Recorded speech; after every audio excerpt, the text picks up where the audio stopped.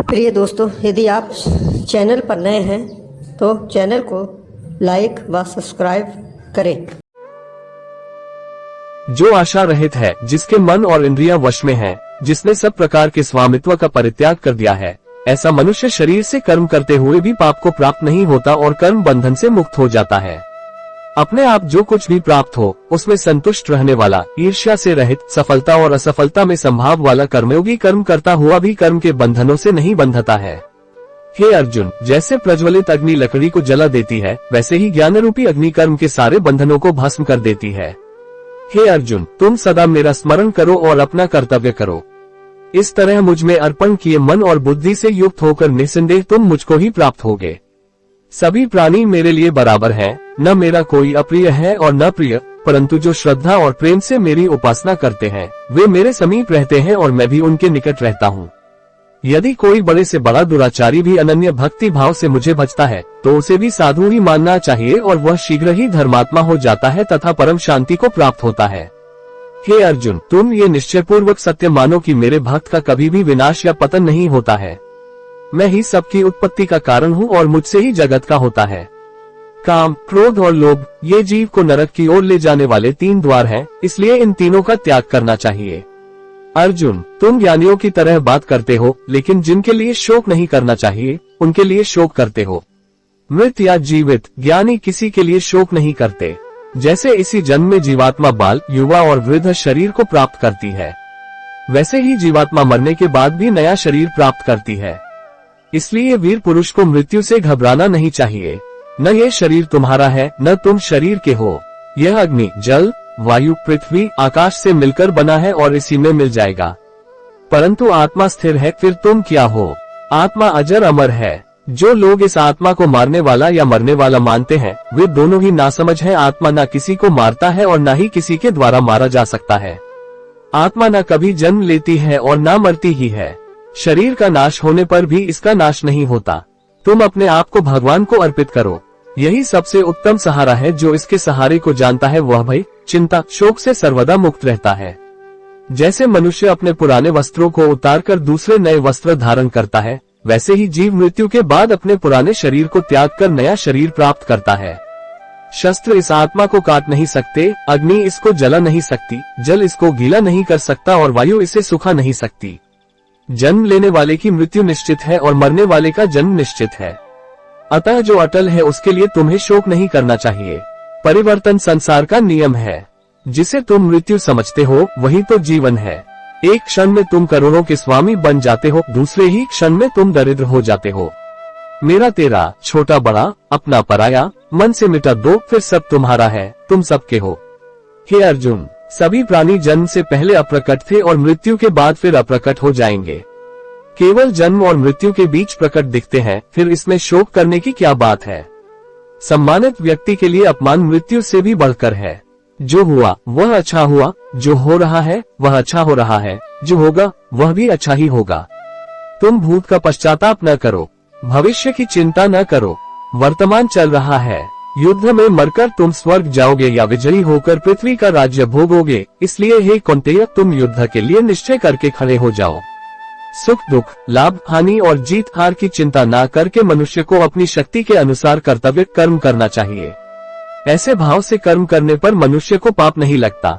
खाली हाथ आए और खाली हाथ वापस चले।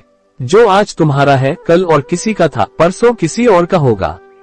तुम इसे अपना समझकर मग्न हो रहे हो। बस यही प्रसन्नता तुम्हारे दुखों का कारण है। जिन्हें वेद के मधुर संगीतमय वाणी से प्रेम है उनके लिए वेदों का भोग ही सब कुछ है। तुम्हारा क्या गया जो तुम रोते हो? तुम क्या लाए थे जो तुमने खो दिया? तुमने क्या पैदा किया था जो नाश हो गया? न तुम कुछ लेकर आए, जो लिया यहीं से लिया, जो दिया यहीं पर दिया, जो लिया इसी भगवान से लिया, जो दिया इसी को दिया। केवल कर्म करना ही मनुष्य के वश में है, कर्मफल नहीं। इसलिए तुम कर्मफल की आसक्ति में ना फंसो तथा अपने कर्म का त्याग भी ना करो। जब तुम्हारी बुद्धि मोहरूपी दलदल को पार कर जाएगी उस समय तुम शास्त्र से सुने गए और सुनने योग्य वस्तुओं से भी वैराग्य प्राप्त करोगे। दुख से जिसका मन परेशान नहीं होता, सुख की जिसको आकांक्षा नहीं होती तथा जिसके मन में राग, भय और क्रोध नष्ट हो गए हैं, ऐसा मुनि आत्मज्ञानी कहलाता है। हे कुति नंदन, संयम का प्रयत्न करते हुए ज्ञानी मनुष्य के मन को भी चंचल इंद्रियां बलपूर्वक हर लेती हैं। जिसकी इंद्रियां वश में होती हैं, उसकी बुद्धि स्थिर होती है। विषयों का चिंतन करने से विषयों की आसक्ति होती है। आसक्ति से इच्छा उत्पन्न होती है और इच्छा से क्रोध होता है। क्रोध से सम्मोहन और अविवेक उत्पन्न होता है। सम्मोहन से मन भ्रष्ट हो जाता है। मन नष्ट होने पर बुद्धि का नाश होता है और बुद्धि का नाश होने से मनुष्य का पतन होता है। क्यों व्यर्थ की चिंता करते हो? किससे व्यर्थ डरते हो? कौन तुम्हें मार सकता है? आत्मा न पैदा होती है न मरती है। शांति से सभी दुखों का अंत हो जाता है और शांतचित्त मनुष्य की बुद्धि शीघ्र ही स्थिर होकर परमात्मा से युक्त हो जाती है। जो कुछ भी तू करता है उसे भगवान को अर्पण करता चल। ऐसा करने से सदा जीवन मुक्त का आनंद अनुभव करेगा। जैसे जल में तैरती नाव को तूफान उसे अपने लक्ष्य से दूर ले जाता है, वैसे ही इंद्रिय सुख मनुष्य को गलत रास्ते की ओर ले जाता है। जो मनुष्य सब कामनाओं को त्याग कर इच्छा रहित, ममता रहित तथा अहंकार रहित होकर विचरण करता है, वही शांति प्राप्त करता है। मनुष्य कर्म को त्याग कर कर्म के बंधन से मुक्त नहीं होता। केवल कर्म के त्याग मात्र से ही सिद्धि प्राप्त नहीं होती। कोई भी मनुष्य एक क्षण भी बिना कर्म किए नहीं रह सकता। श्रेष्ठ मनुष्य जैसा आचरण करता है, दूसरे लोग भी वैसा ही आचरण करते हैं। वह जो प्रमाण देता है, जन समुदाय उसी का अनुसरण करते हैं। जो मनुष्य बिना आलोचना किए श्रद्धापूर्वक मेरे उपदेश का सदा पालन करते हैं, वे कर्मों के बंधन से मुक्त हो जाते हैं। इंद्रिया, मन और बुद्धि काम के निवास स्थान कहे जाते हैं। ये काम इंद्रिया, मन और बुद्धि को अपने वश में करके ज्ञान को ढककर मनुष्य को भटका देता है। इंद्रिया शरीर से श्रेष्ठ कही जाती है। इंद्रियों से परे मन है और मन से परे बुद्धि है और आत्मा बुद्धि से भी अत्यंत श्रेष्ठ है। हे अर्जुन, मेरे और तुम्हारे बहुत सारे जन्म हो चुके हैं। मैं सबको जानता हूँ परंतु तुम नहीं जानते। हे अर्जुन, जब जब संसार में धर्म हानि और अधर्म की वृद्धि होती है, तब तब अच्छे लोगों की रक्षा, दुष्टों का संहार और धर्म की स्थापना करने के लिए मैं हर युग में अवतरित होता हूँ। हे अर्जुन, मेरे जन्म और कर्म दिव्य है। इसे जो मनुष्य भली भांति जान लेता है, उसका मरने के बाद पुनर्जन्म नहीं होता तथा वह मेरे लोक परमधाम को प्राप्त होता।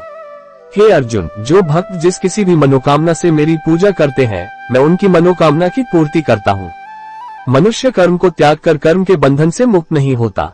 केवल कर्म के त्याग मात्र से ही सिद्धि प्राप्त नहीं होती। कोई भी मनुष्य एक क्षण भी बिना कर्म किए नहीं रह सकता। श्रेष्ठ मनुष्य जैसा आचरण करता है, दूसरे लोग भी वैसा ही आचरण करते हैं। वह जो प्रमाण देता है, जन समुदाय उसी का अनुसरण करते हैं। जो मनुष्य बिना आलोचना किए श्रद्धापूर्वक मेरे उपदेश का सदा पालन करते हैं, वे कर्मों के बंधन से मुक्त हो जाते हैं।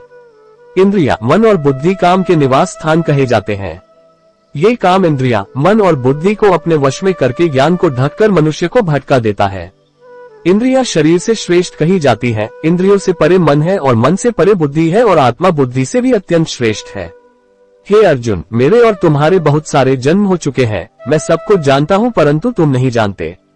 हे अर्जुन, जब जब संसार में धर्म हानि और अधर्म की वृद्धि होती है, तब तब अच्छे लोगों की रक्षा, दुष्टों का संहार और धर्म की स्थापना करने के लिए मैं हर युग में अवतरित होता हूँ।